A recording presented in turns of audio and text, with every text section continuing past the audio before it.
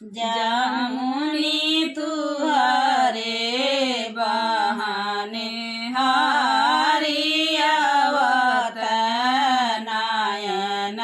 भरी देखब हरे हरे कारी जमुनिया तू फरसी के झपसी गईली फरी के लहसी गईली हो जमुनी भेजी दिहल खटिका चौकड़वाया अपने ना आही आवेल प्रभु भेजी दिहल खटिका चौकड़वाया अपने नाही आवेल अरे अरे सासु ननदिया बेमार परी जाई तू हे मार परी जाई तू न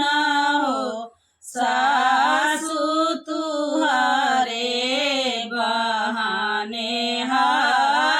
हरियावत नयन भरी देखब सासु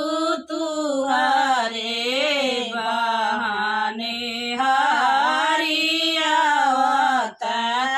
नयन भरी देखब हरे हरे सासु ननदिया बेमार परी गईली हे मार